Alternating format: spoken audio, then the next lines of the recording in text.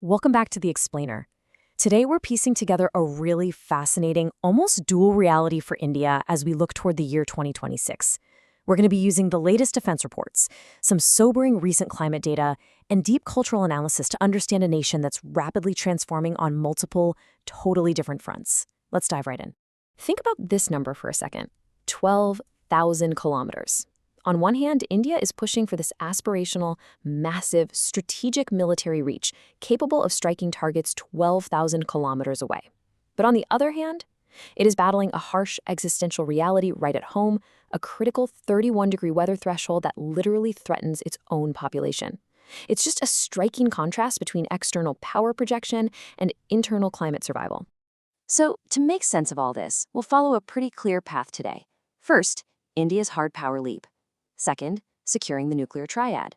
Third, we'll pivot to the new climate reality. And finally, soft power and cultural roots. All right, diving into Section 1, India's hard power leap, pushing the global boundaries. We're looking at a highly classified but increasingly public defense program that is set to drastically alter the region's strategic map, the Agni-VI. According to recent reports in DRDO leadership, the Defense Research Agency is completely ready to advance this next-generation intercontinental ballistic missile. To put it in perspective, the older Agni-I had a range of about 700 to 1,200 kilometers. The Agni-V, which is currently the cornerstone of India's deterrence, reaches up to 8,000 kilometers.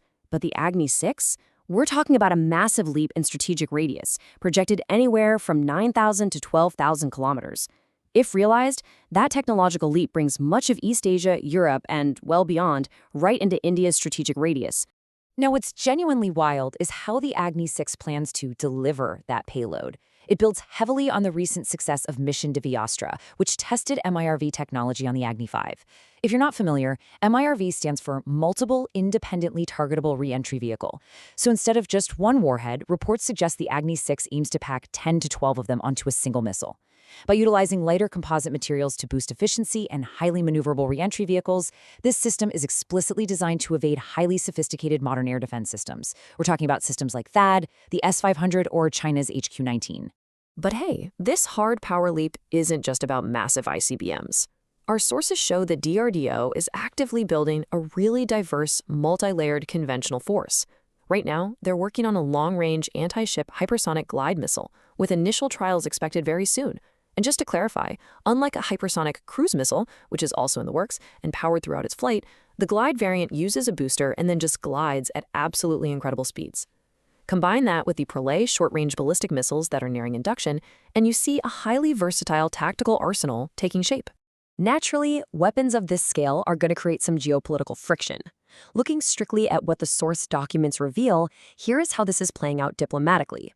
The U.S. 2026 Annual Threat Assessment recently scrutinized Pakistan's programs, specifically focusing on their pursuit of multi-stage solid propellant engines and MIRV capabilities.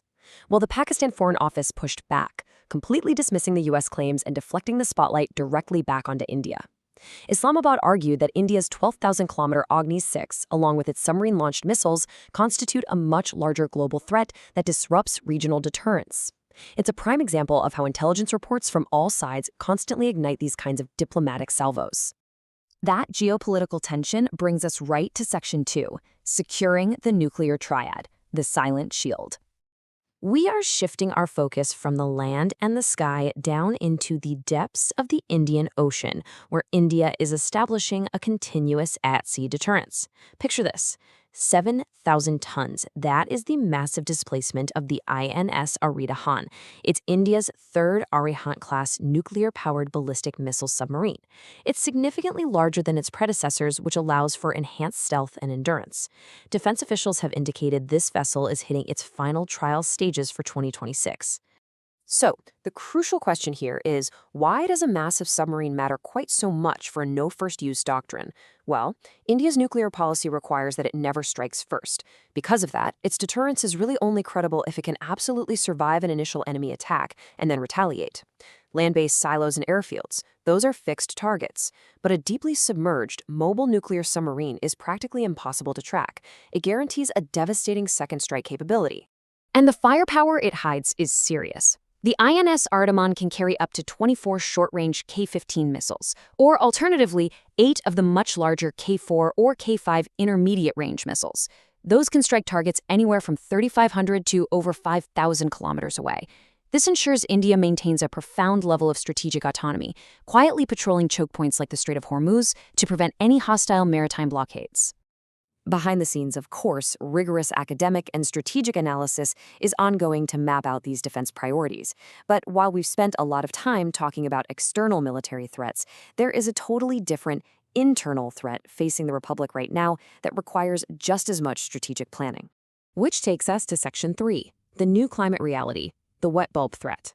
Recent research published in Nature Communications has brought to light an existential public health crisis regarding the true lethality of heat waves. To really understand this, we have to talk about wet bulb temperature. This isn't just what your standard thermometer says. It measures the combined effect of heat and humidity. Here's why that's absolutely crucial. The human body cools itself down by sweating. But when humidity is too high, our sweat simply cannot evaporate. The air is already too full of moisture. And when evaporation stops, our body's natural cooling mechanism is completely neutralized. This is exactly why the scientific community is sounding a massive alarm right now. The old assumption was that the limit of human survivability was a wet bulb temperature of 35 degrees Celsius. But new evidence has drastically shifted that threshold down to just 31 degrees Celsius. In a tropical country like India, where ambient heat and high humidity are constantly colliding, a 31-degree wet bulb day isn't just uncomfortable anymore. It is now recognized as a critical, lethal threat. And this creates severe socioeconomic impacts. Concrete-heavy cities create these urban heat islands that trap heat and actively prevent nocturnal cooling, meaning the human body never gets a chance to recover at night. The absolute most vulnerable here are the outdoor gig workers, the street vendors, and the agricultural laborers who can't just step into the shade. Because of this, our sources stress an urgent need to redesign India's heat action plans. Right now, many of these plans only trigger alerts based on dry temperature. They must shift to wet bulb metrics and start aggressively incorporating nature-based urbanism, things like restoring wetlands and expanding urban forests, to survive this reality. Okay, let's move to our final section and see how India is addressing its internal growth and its external image simultaneously. Section 4, Soft Power and Cultural Roots, the Tourism Renaissance. Looking specifically at the 2026-27 Union Budget, the government is orchestrating a huge strategic shift to leverage India's deep civilizational heritage. Rather than just viewing tourism as a basic service industry, they are institutionalizing it as an engine for inclusive economic growth. The strategy is cluster-based. They're developing integrated circuits, decentralizing investments away from major hubs into Tier 2, Tier 3, and rural regions, and heavily promoting experiential, sustainable tourism. It acts as a massive catalyst for local employment while simultaneously projecting India's soft power on the global stage. And when we talk about projecting that cultural heritage, it's really important to remember what that heritage actually looks like. It's not just rigid history. If we look back at the Bhakti period, we see that deep spiritual devotion in India was historically intertwined with vibrant intellectual freedom and, believe it or not, a lot of humor. These early Bhakti poets frequently used humor and irony to actively question orthodoxy. They were breaking down rigid hierarchical barriers in these very informal, almost teasing tones. They essentially democratized spirituality. They didn't just blindly follow rules, they championed open, playful, and even irreverent expression as a way to subtly critique existing power structures and patriarchy. That specific witty spirit is a really vital piece of the cultural soul that India's soft power aims to project today. Which brings us to our final thought for this explainer. We've seen a nation engineering hypersonic missiles and massive nuclear submarines to cement its status as a global superpower. Yet, at the exact same time, it has to rapidly redesign its own cities to literally survive the brutal realities of a 31-degree wet bulb climate, all while trying to preserve and project a culturally rich, deeply intellectual heritage.